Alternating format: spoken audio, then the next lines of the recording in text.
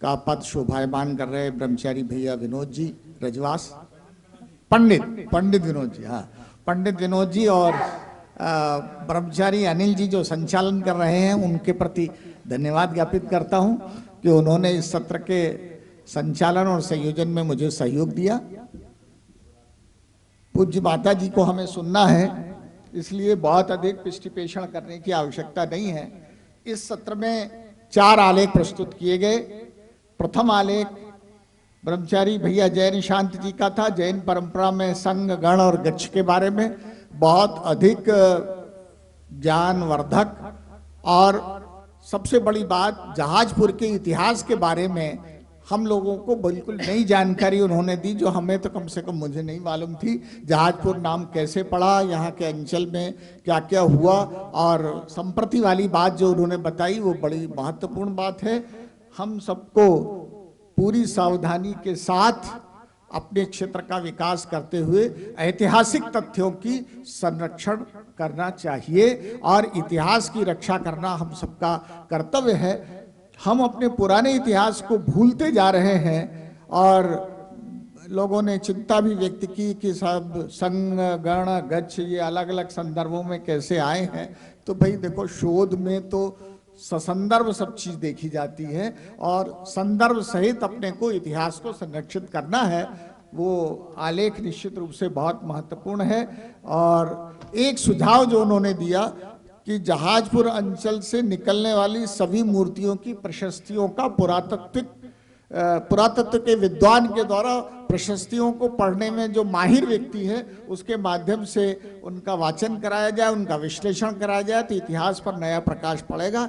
ये बात जहाजपुर के लिए भी सत्य है और पूरे देश के लिए सत्य है, क्योंकि मूर्ति की प्रशस्तियां और पांडुलिपियां ही इतिहास के मूल स्रोत है। तो इस पर ध्यान देना, आपने हम लोगों का ध्यान इस पर आकृष्ट किया, इसके लिए आपके प्रति बहुत बहुत धन्यवाद। भाई मनीष जी ने और कई लोगों ने इस पर अपने विचार जो रखे, ये इस बात का प्रतीक है कि लोगों ने रुचिपूर्वक इसमें अपना ध्यान दिया। और अपने हम ब्रह्मचारी भैया जी ने जो आर्कियोलॉजी के संदर्भ में जानकारी दी, निश्चित रूप से मध्य भारत सरकार का पूरा सहयोग लेना चाहिए। उनके पास जो एक्सपर्टाइज है उसका हमें लाभ लेना ही है। और पत्र जो है देने की जहाँ तक बात है, पत्र देने में कोई बुराई नहीं है, पत्र दें, फॉलो अप करें और उनके एक्सपर्ट से प्रशस्तियों का वाचन कराएं। विद्वत परिषद के यशस्वी महामंत्री भाई डॉक्टर सुरेंद्र भारती जी ने माता जी के द्वारा रचित सिद्ध चक्र विधान के ऊपर अपना बड़ा सुंदर आलेख पढ़ा। उसमें उसके वैशिष्ट पर और उसका आद्योपांत जो उन्होंने विश्लेषण दिया वो बहुत महत्वपूर्ण है। अभिनंदन ग्रंथ में जो खंड माता जी की कृतियों की समीक्षा का रहेगा, उसमें ऐसे आलेख जो है मील के पत्थर होंगे, और इसमें भी लोगों ने खूब पार्टिसिपेट किया। ये भी ऐसे लगता है कि बहुत एक्साइटिंग आर्टिकल था, और निश्चित रूप से उन्होंने जो प्रतिस्थापनाएं दी वो सब महत्वपूर्ण है। उनको बहुत बहुत साधुवाद। ब्रह्मचारी राकेश जी हमारे वरिष्ठ हैं, ज्ञानवृद्ध हैं, और उन्होंने अरहत दास कृत मुनिसव्रत काव्य के ऊपर जो जानकारी हमें दी, निश्चित रूप से आदि पुराण में बहुत श्रृंगार की बात आ गई है। और जो महाकाव्य होते हैं उनमें श्रृंगार का पुट तो होता ही है, लेकिन जैन आचार्य और जैन परंपरा के साधक थोड़ा सा परहेज करते हैं, यथासंभव उसको मिनिमाइज करने की कोशिश करते हैं। और एक अच्छा उदाहरण जो है मुनिसव्रत काव्य है। उन्होंने बहुत विस्तार पूर्वक अन्य कृतियों का और उनके काल निर्धारण के लिए जो उन्होंने तर्क दिए कि अब 14वीं शताब्दी का होना चाहिए, मेरा यह कहना है कि हाँ 20-25 साल तो लग ही जाते हैं पांडुलिपियों को एक स्थान, सामान्यता कोई विशेष स्थिति हो तो बात अलग है। दिगंबर जैन मारवाड़ी मंदिर इंदौर में एक परंपरा थी पांडुलिपियों को लिखने की, तो वहां की लिखी हुई पांडुलिपियां पूरे मालवांचल के अंदर देखने को मिलती हैं। जब हमने पांडुलिपियों का संरक्षण किया तो बड़नगर में भी मिली, रतलाम में भी मिली, उज्जैन में भी मिली, इंदौर में मिली, हमारे अमर ग्रंथालय उदासीन आश्रम में मिली, बनेड़िया जी में मिली, लेकिन लिखी सब मारवाड़ी मंदिर में गई। तो मारवाड़ी मंदिर में लेखन का जो लिखैया होते थे वो बैठ करके वहां लिखते थे, तो 100-200 साल भी लग जाते हैं और साल भर बाद भी पहुंच जाते हैं, अलग होते थे। तो हमने मारवाड़ी मंदिर के जो बारादरी है उसमें उन स्थानों को बुजुर्गों से पूछा तो पता यहाँ लिखैया बैठ करके लिखते थे और उनका काम ही ये रहता था, मोस्टली वो ब्राह्मण परंपरा के होते थे और वो लोग ही लिखते थे, तो कहीं ना कहीं अपना प्रभाव भी कई बार छोड़ जाया करते थे। तो हमें पांडुलिपियों को पढ़ते समय, उनका वाचन करते समय ये जो क्षेपक अंश उनके द्वारा जोड़ दिए जाते थे या जो उनकी स्वयं की मान्यता होती, जैसे मैं बताऊं एक बहुत बढ़िया ग्रंथ है मैथमेटिक्स का, नत्वा जन्म सौरचित पाठ्या गणित सारे मुद्रित्य लोक व्यवहाराय प्रवक्षत्री श्रीधराचार्य। तो उसको लिखने वाले पंडित जी ने क्या कर दिया, नत्वा शिवम सौरचित पाठ्या कर दिया, जन्म की जगह शिवम कर दिया, सब मामला बदल ही गया। लेकिन अरे भैया चोरी तो चोरी होती है। वहां भगवान जिनेंद्र देव के सम्मुख जा करके जो उदाहरण दे रहे हैं भिन्नों का कि इतने पुष्प यहां अर्पित किए, उसके आधे अजितनाथ को किए, उसके आधे संभवनाथ को किए, तो वो उदाहरण भिन्न का यथावत रखा रह गया, तो उससे बात पकड़ गई। इसी तरीके से एक दो और हैं जिन्होंने इस तरीके के उदाहरण में शूट कर दी है। तो सिर्फ मेरा इतना कहने का है कि पांडुलिपियों के वाचन के समय विवेक का भी ध्यान रखना चाहिए। और ब्रह्मचारी डॉक्टर अमित जैन आकाश जी, आपने बहुत अच्छा, बड़ा इंफॉर्मेटिव, देखिए जो आदमी काम करता है उसके मन में विचारों का ज्वार उठता है, और ज्वार उठता है तो आदमी चाहे तो भी रोक नहीं पाता है। तो ये खूब अच्छे सक्रिय होकर काम कर रहे हैं और इनको बहुत सारे अनुभव भी आ रहे हैं, तो बहुत सारी चीज़ों का घालमेल भी होने लगा। लेकिन आपकी एक योजना बहुत अच्छी है, वो ये है कि संपूर्ण संस्कृत विश्वविद्यालय, वीर सेवा मंदिर और जैन सिद्धांत भवन आरा, तीनों की लाइब्रेरियों को क्लब कर लिया जाए, शाहजाद महाविद्यालय। तो इन तीनों को मिला करके इनमें एक्सचेंज की परंपरा, सब जगह लाइब्रेरी अपनी जगह रहेगी लेकिन उनकी स्कैन कॉपियां अवेलेबल रहेंगी, तो बहुत बड़ी सेवा होगी। मैंने स्वयं 4-5 लाइब्रेरी, पार्श्वनाथ विद्याश्रम, कुंद ज्ञानपीठ, सिद्धकूट चैत्यालय टेम्पल ट्रस्ट अजमेर और जम्बूद्वीप की लाइब्रेरी, यहाँ के एक्सेशन रजिस्टर पूरे नहीं, केवल एक्सेशन रजिस्टर की फीडिंग करा दी थी, तो हम बता पाते थे कि भैया ये किताब अमुक जगह अवेलेबल है। तो उस क्रम में हमने लगभग आप समझे कि 90,000 से 1 लाख किताबों के एक्सेशन कर दिए, तो हमको काफ़ी सुविधा होती है। जो किताब मेरे यहाँ नहीं है, अगर वो जम्बूद्वीप की लाइब्रेरी में है तो हम वहाँ से मंगा लेते हैं, या महीने 2 महीने बाद जाते हैं तो वहाँ से ले आते हैं। क्योंकि हमारे जैनी लोग ये बता रहे थे ना कि मांगो जाओ तो देने में मुश्किल करते हैं, तो डाक से भेजना तो बहुत दूर की बात है। तो आपकी पीड़ा बिल्कुल सही है, लेकिन अरे भैया टाइम की शॉर्टेज रहती है, तो अपने सब लोगों ने थोड़ा थोड़ा डेविएशन करके पहले अपनी बात कही मन की, और उसके बाद में जो उनका आलेख था उसका वाचन किया। हाँ, अपने राकेश जी की ये बात बहुत अच्छी है, आर्ट पेपर की लाइफ बहुत कम होती है, मॉइस्चर को सबसे जल्दी एब्जॉर्ब करता है। Light weight paper, imported paper जो आया है वो इस दृष्टि से अच्छा है, काफी मजबूत भी है, बहुत अच्छे मजबूत पेपर भी आ रहे हैं। तो इतिहास की किताबों को ऐसे मजबूत इंपोर्टेड पेपर पे प्रिंट किया जाना चाहिए। चाहे तो ऐसा भी कर लें, 200-250 प्रतियां उस पे निकलवा लें, 200-250 इस पे निकलवा लें। हैंडमेड पेपर देखिए सबसे ज्यादा मजबूत, जिन पर हमारे पांडुलिपियां लिखी गई हैं, जो 500-500 साल से सुरक्षित है, वो हैंडमेड पेपर है। वो एसिड फ्री होता है, उसकी टेक्नोलॉजी ऐसी है कि वो एसिड फ्री होता है। तो ये सब विचार करने की बात है, और बात इस दृष्टि से सही है कि ये इन कैमरा मीटिंग है, बहुत थोड़े लोग हैं, पब्लिक नहीं है, तो ये सब जो विद्वानों के मन में बातें हैं वो ऐसे टाइम पर ही निकल के आती हैं, और चर्चा के मध्य बहुत सारे समाधान भी आते हैं। तो एक बार पुनः जिन लोगों ने आलेख वाचन किया उनको अध्यक्ष के नाते मेरी ओर से बधाई, और उससे भी ज्यादा उन सुधी श्रोताओं को बधाई जिन्होंने धैर्यपूर्वक उनके आलेखों का श्रवण किया। अब मैं आप सब की ओर से परम पूज्य गणनी आर्यिका स्वस्ति भूषण माता जी के चरणों में वंदन करते हुए निवेदन कर रहा हूं कि अपना आशीर्वचन और उद्बोधन हम सबको प्रदान करें। पूज्य माता जी। ओम नमः सिद्धे सिद्धेभ्यः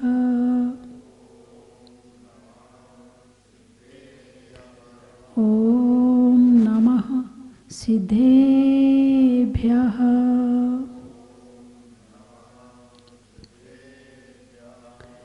यस्य स्वयं स्वभावाप्तिरभावे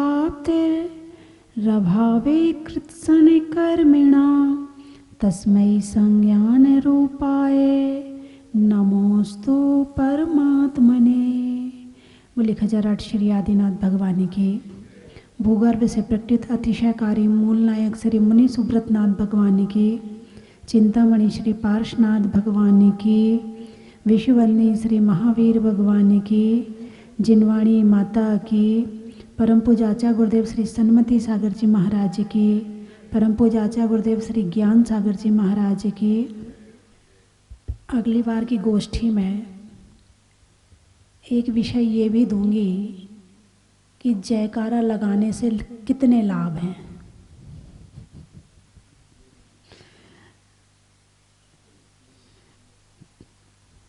बंधुओं, अभी जो चर्चा चल रही थी, सर्वप्रथम चर्चा हुई पंडित ब्रह्मचारी जय निशान भैया जी के द्वारा। बड़ा विषय गंभीर था और ये विषय तो शायद किसी के ध्यान में भी नहीं आता है। ये कौन से गण के हैं, कौन से संघ के हैं, कौन से गच्छ के हैं, ये विद्वानों का विषय है। सामान्य आदमी तो चावल चढ़ाया, हाथ जोड़ा और आगे बढ़ा, बस। इससे ज़्यादा उसे कोई मतलब नहीं है। बस वीतरागता दिखनी चाहिए, प्रतिमा दिखनी चाहिए, चावल चढ़ जाते। और चावल कहाँ चढ़ा रहे हैं कई बार तो ये भी नहीं पता होता है। यदि जगह ना हो तो हाथ पे भी रख जाते हैं, बहुत बार देखा गया है। तो इस तरह से विषय बड़ा क्लिष्ट था और शास्त्रों में देखने में भी कम मिलता है, लेकिन भैया जी ने बहुत अच्छी तरह से उस विषय को ढूंढकर लाए और प्रस्तुत किया। ये मैंने भी कभी इस पर ध्यान नहीं दिया। देखो, दूसरों की बात तो छोड़ो, मैंने भी कभी ध्यान नहीं दिया। गण, संघ, गच्छ, ये इस पर मेरा कभी विचार नहीं हुआ। कभी ये पहली बार ही मैंने गोष्ठी में ये विषय देखा तो मेरा ध्यान गया इस तरफ। बाकी होना चाहिए, जरूरी है, जरूरी है, होना चाहिए। नहीं गया ये कमी है, ध्यान होना चाहिए था। अगला लेख था पंडित श्री सुरेंद्र भारती जी बुरहानपुर वालों का सिद्ध चक्र विधान के ऊपर। आप तो सभी को पता है कि सिद्ध हस्त लेखनी है, जो लिख दें वो लिख गया, और बोलने में विद्वत्ता में बहुत आगे हैं। और आपने जो मैंने देखा, हालांकि लिखते समय ये नहीं पता चलता कि क्या लिखा जा रहा है। लिखने वाला बस एक भाव का एक बहाव आता है। जैसे तूफान आता है तो तूफान में क्या क्या हो गया उस समय नहीं पता चलता। जब तूफान चला जाता है तब पता चलता है कि क्या हुआ है। हालांकि आप लोग शोध लेख जब लिखते हैं तब तो आपको बहुत ध्यान रखना पड़ता है। एक एक शास्त्र उठाना, देखना, एक एक अक्षर, एक एक मात्रा, एक एक बिंदु, हर चीज़ का ध्यान रखना पड़ता है। आप बहाव में शोध लेख नहीं लिखा जा सकता है, लेकिन काव्य जब भी लिखा जाता है वो बहाव में ही लिखा जाता है। एक फ्लो बनता है और वो जो अंदर से निकलता है बस वो निकलते चला जाता है। और कैसे निकल रहा, कहाँ से निकल रहा, क्या हो रहा है, वो उस समय का विषय नहीं है। ये तो बाद में देखा जाता लिखा क्या है, बाद में पता चलता है कि लिखा क्या है, कितना अच्छा लिखा, कम अच्छा लिखा, ज़्यादा अच्छा लिखा, किसमें क्या विषय दिया है, उसमें तो एक भाव पैदा होते हैं। तो सिद्ध चक्र विधान में हालांकि लिखा तो मैंने ही है, लेकिन सारे विधान मैंने लिखे हैं, लेकिन कई कई विधान मुझे खुद को ज़्यादा अच्छे लगते हैं। और उनमें से एक विधान है सिद्ध चक्र विधान। उसमें जो विषय वस्तु निकल के आई है, उसमें जो विचार आए हैं, उसमें जो भाव आए हैं, शायद मैं अब सोचूं कि वो कैसे लिखा गया, तो ये मैं ही नहीं बता सकती कि कैसे लिखा गया। उसमें एक सातवीं पूजा में, सातवीं या छठवीं पूजा में स्थापना की लाइनें हैं सीधा सरल है मुक्ति जाना, कठिन ये संसार है। निज धर्म तो है सरल, किंतु कठिन मायाचार है।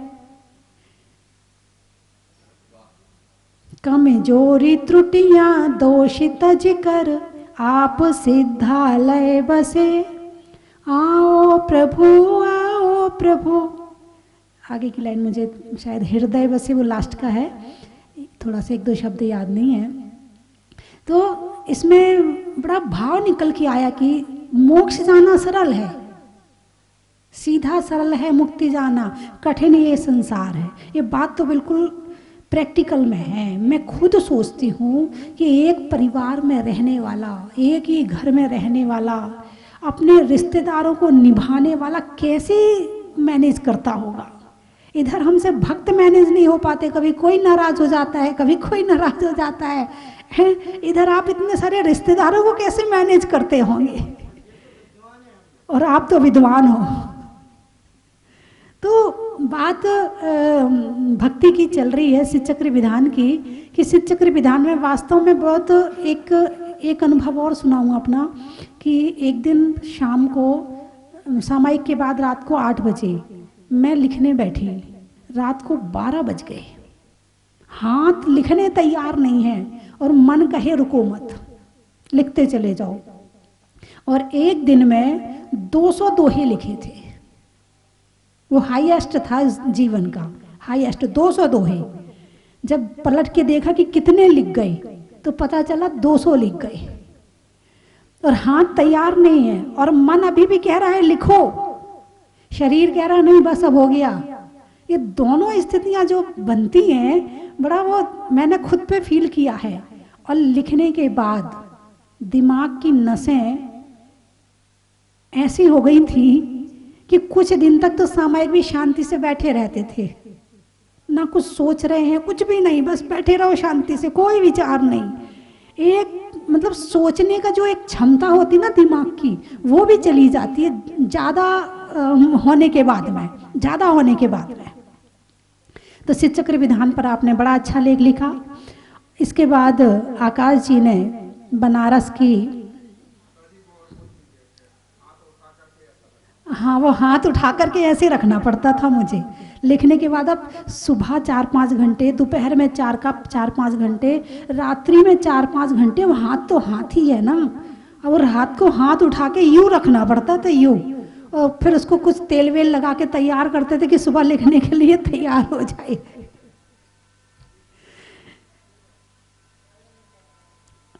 सरस्वती भंडार के लिए मैं सबसे पहले जो मेरे मन में आया वो बता दूं। आपने लाडनू की बात करी थी कि लाडनू में बहुत अच्छा विश्वविद्यालय है, बढ़िया है, मैं भी मानती हूँ बढ़िया है।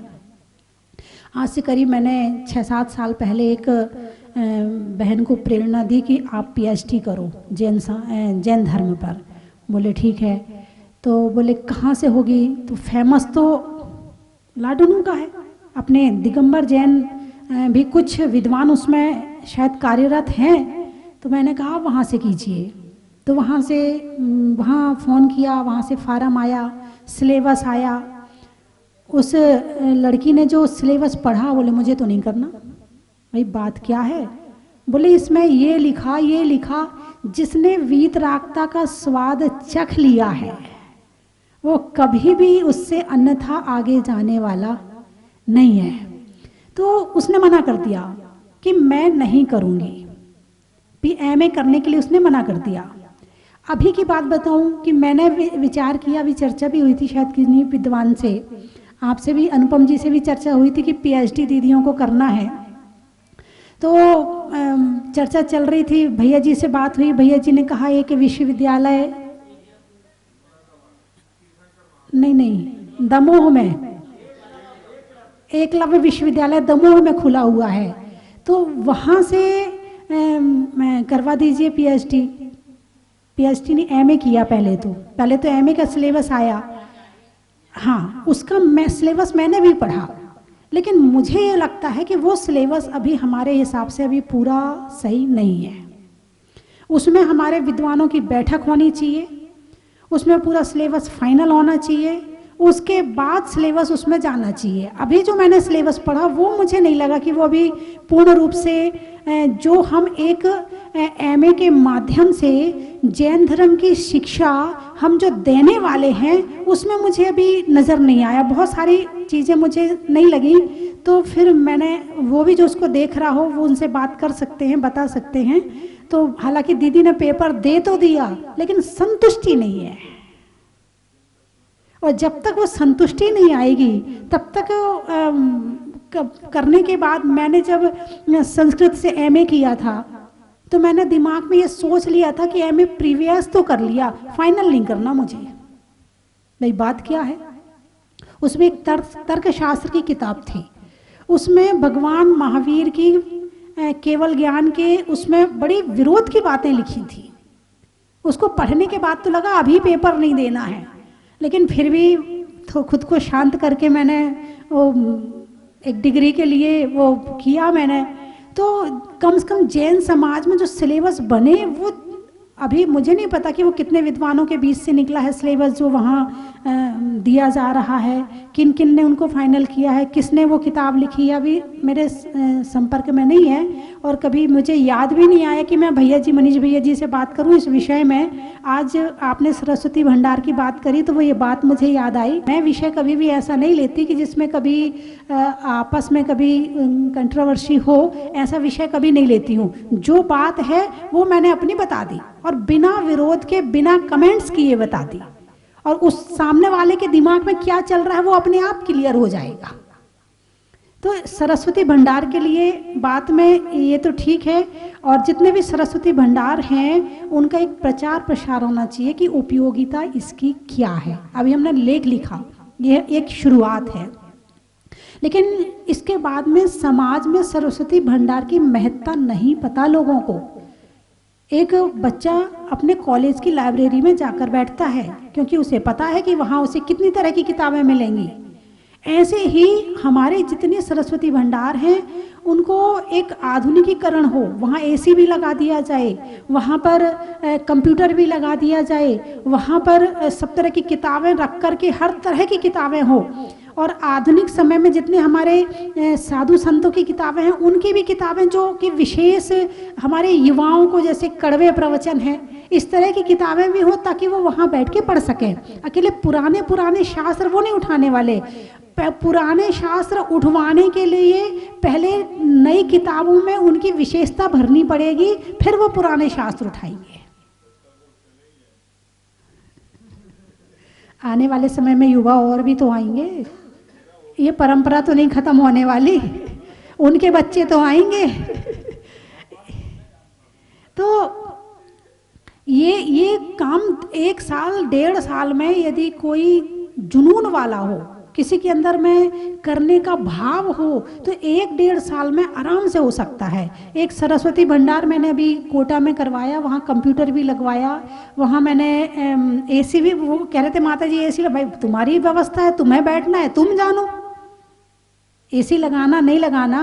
बोले नहीं आप मना तो नहीं करोगी। मैंने कहा बैठना तुम्हें है, व्यवस्था तुम्हारी, मैं क्यों मना करूँगी। तो वहाँ एसी भी लगा है और बढ़िया वहाँ टेबल भी लगवाई है, और जब वहाँ समाज की मीटिंग होती है तो वहाँ टेबल को उसी सरस्वती भंडार में व्यवस्था अच्छी मिल गई है तो लोग बैठते भी हैं। अब मीटिंग मान लो 9 बजे की है, व्यक्ति 8 बजे आ गया, तब तक क्या करे, तब तक किताब पढ़ेगा, तब तक शास्त्र देखेगा, कौन से शास्त्र हैं, कैसे शास्त्र हैं, क्या लिखा है, 1 घंटा वहाँ अपना यूज करेगा। तो इस तरह से जितने भी शास्त्र भंडार हैं उनका थोड़ा आधुनिकीकरण करके बढ़िया फर्श बढ़िया हो, उसके ऊपर मैट लगा दी जाए, बढ़िया टेबल कुर्सी रख दी जाए, बढ़िया वहाँ कंप्यूटर रख दिया जाए, और वहाँ पर पूरी सूची उसके अंदर रख दी जाए, और अच्छी तरह से अच्छी सुंदर अलमारियों में उनको रखा जाए, तो हमारे बच्चे उस तरफ आकर्षित होंगे। और जो कॉलेज की लाइब्रेरी में बैठते हैं कभी कभी वहाँ जाकर भी बैठेंगे। आज कोटा में काफ़ी लोग वहाँ लाइब्रेरी में बैठते हैं, और ये सब शुभ उपयोग का है, बाकी अशुभ उपयोग में तो सब चल ही रहे हैं। हालांकि ज्ञानावर्णी कर्म का क्षयोपशम बहुत लोगों का बहुत अच्छा है, बहुत लोगों का बहुत अच्छा है, लेकिन ज्ञानावर्णी कर्म का क्षयोपशम होना अलग बात है, और मोहिनी कर्म का क्षयोपशम होना अलग बात है। ज्ञानावर्णिक कर्म के 6 उपशम से ज्ञान तो हो जाएगा, लेकिन चारित्र कब आएगा? जब मोहिनी कर्म का 6 उपशम होगा।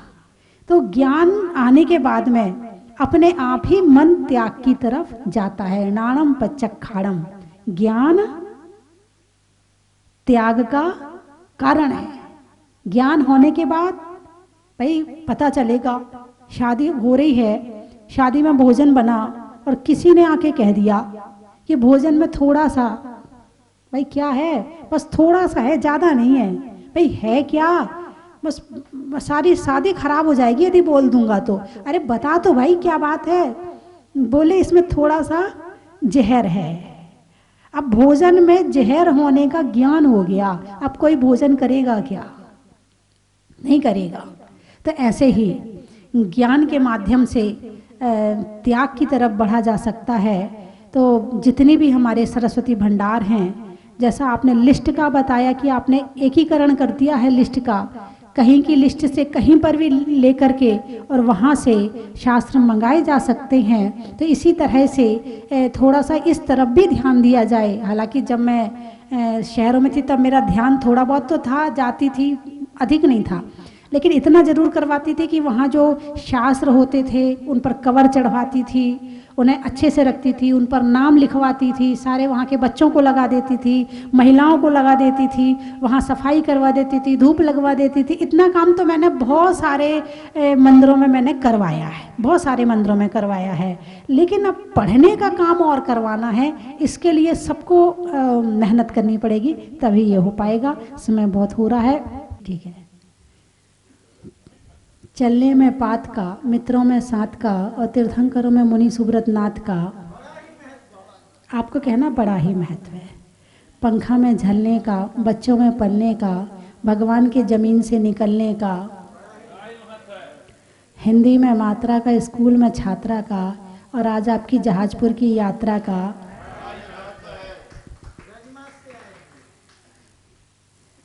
ट्रेन में टीटी का, घर में बेटी का, और होने वाली है विद्वत संगोष्ठी का। जंगल में बांस का, मैदान में घास का, और आने में रजवास का। आम की भौर का, आम की बौर का, खाने में कौर का, और आने वालों में इंदौर का। गाने में सुर का, रिश्तों में ससुर का, और आने वालों में बुरहानपुर का। 10 लक्षण में 10 का, घूमने के लिए बस का, और आने वालों में बनारस का। भगवान के समक्ष झोली का, विधान में मौली का, और आने वालों में खतौली का। त्रियंचों में बिल्ली का, डंडा में गिल्ली का, आने वालों में दिल्ली का। सुबह के बाद शाम का, सिर दर्द में बाम का, और आने वालों में रतलाम का। वृक्षों में बड़का, बड़ की जड़ का, और आने वालों में टीकमगढ़ का। पानी में गागर का, वृक्षों में आकर का, और आने वालों में सागर का। पशुओं में खुर का, देवों में असुर का, और आने वालों में जयपुर का। विनोद भैया कहाँ से आए हैं? छतरपुर। अच्छा, तो पुरपुर वाले सारे इकट्ठे हो जाओ।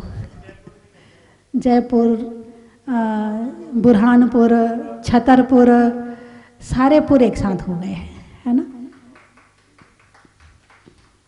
हाँ, आज सुबह जो बाहर से यात्री थे वो हमसे पूछ रहे थे, वो आप महत्व कब सुनाओगी?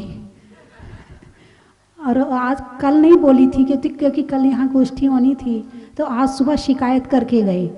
हम जो हैं डिब्रूगढ़, कहाँ के थे, आसाम के तो थे, उसमें गुवाहाटी ने एक और धोबड़ी से आए थे, और आपने वहाँ का महत्व नहीं बताया। हम तो इतनी दूर से सुनने आए थे और आपने बताया नहीं। तो पता नहीं कि ये सबको बहुत अच्छे लगते हैं। बोलिए 24 भगवान की। हमारा पड़ाव कोई और था, लेकिन जब हम इस रास्ते से बहुत दूर थे, लेकिन जब भी रात को जब हम आपका स्मरण कर ही रहे थे, अनायास हमारी गाड़ी की स्टीयरिंग अपने आप जहाजपुर तरफ मुड़ती चली गई, और रात को हम जहाजपुर आ ही गए। पता नहीं ये चमत्कार कैसे हुआ। और कल सुबह से हम निकले हुए हैं जयपुर से वीरोदय के लिए। 21 फीट की भगवान आदिनाथ की पद्मासन प्रतिमा को लेकर हम जा रहे हैं। हम आपसे प्रार्थना करते हैं कि हम सकुशल वीरोदय पहुँचे, ऐसी हमारी विनती है। वंदना माता जी, वंदना। यहाँ पे अभूतपूर्व कार्य हुआ है माता जी की प्रेरणा से और सब लोग इससे जुड़े हुए हैं। सबके पुण्य की बहुत बहुत अनुमोदना और माता जी के चरणों में त्रिबार वंदनामि वंदनामि वंदनामि। जय जिनेन्द्र सभी को। यहाँ आके हमें बहुत अच्छा लगा। इससे पहले जब हम आए थे तो इससे पहले जब हम लोग आए थे यहाँ पे तो ये जगह बन ही रही थी और आज 2-3 साल कोरोना की वजह से नहीं आना हुआ था। अब 2-3 साल बाद जब हम आए तो इस जगह का बिल्कुल जगह ही बदल गया। ऐसा लगा कि हम कोई नई जगह आ गई। तो इतना अच्छा लग रहा है यहाँ आके। के उपलक्ष्य में 3 दिन की यात्रा के लिए निकले हुए हैं और माता जी का इस अद्भुत मंदिर में दर्शन करके भाव विभोर हो गए। भाभी को तो बार बार मंदिर में आपके दर्शन कर करके आंखों से आंसू बहते हैं कि मंदिर माता जी ने इतना सुंदर मंदिर इतने कम समय में कैसे बना दिया। माता जी बार बार हम तो जयपुर से 3-4 बार आ गए यहाँ पे दर्शन करने। ऐसे लगता है कि अब यहीं रहने ही लग जाए प्राय 2-4 दिन के लिए। माता जी ऐसा मंदिर बना करके हम सब लोगों के लिए एक दर्शन का बहुत बड़ा साधन एवं जयपुर वालों के लिए तो बहुत ही बढ़िया हो गया कि हमारे जब मन हुआ तब आकर के यहाँ आरती कर लेते हैं, दर्शन कर लेते हैं, पूजा कर लेते हैं। माता जी आपका आशीर्वाद बना रहे, यही भावना है। मैं अपने बालक को दर्शन कराने नियमित रूप से लाता हूँ। यहाँ आकर मुझे बहुत अच्छा लगता है, मन को असीम शांति प्राप्त होती है। प्रणाम करते हुए गण्य का गुरु माँ स्वस्ति भूषण माता जी के चरणों में वंदनामी करता हूँ।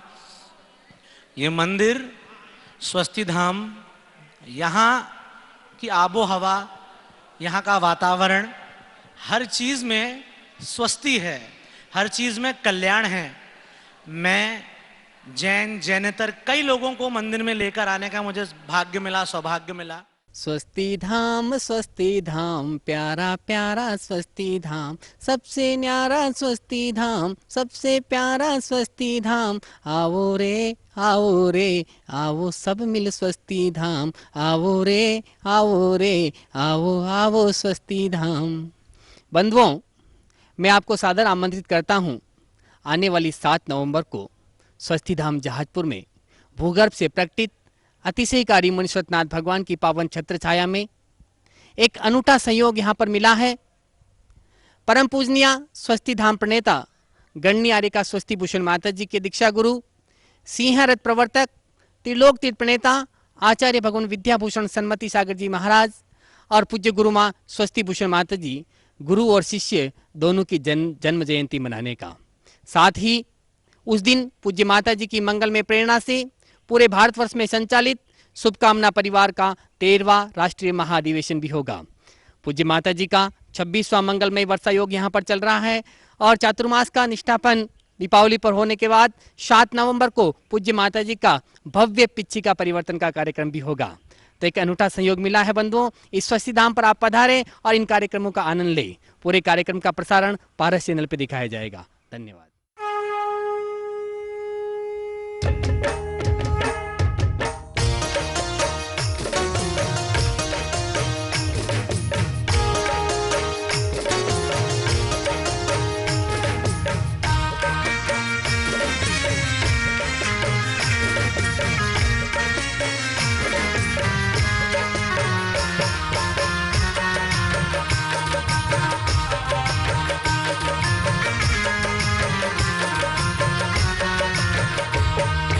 कंचन की थाल को सजाओ रे आज, रत्नों की थाल को भर लाओ रे आज, आओ आओ करे रे गुणगान। परम विदुषी लेखिका गणिनी आर्यिका रत्न श्री 105 स्वस्ति भूषण माता जी, जिन्होंने मात्र 20 वर्ष में 100 से भी अधिक किताबें लिखकर जैन समाज को अनूठा योगदान दिया है। बड़े बड़े विधान जैसे कल्पद्रुम महामंडल विधान, सिद्ध चक्र महामंडल विधान, इंद्रध्वज महामंडल विधान एवं विशेष जिनपद, पूजांजलि आदि महत्वपूर्ण साहित्य बहुत ही सरल व सुबोध शैली में लिखे हैं, जिसमें गद्य एवं पद्य साहित्य भी समाहित है। इन महान साहित्यों को पढ़कर आप भी अपने ज्ञान का विकास कर सकते हैं। साहित्य प्राप्त करने हेतु आज ही संपर्क करें। संपर्क सूत्र 62500, 98683 45768।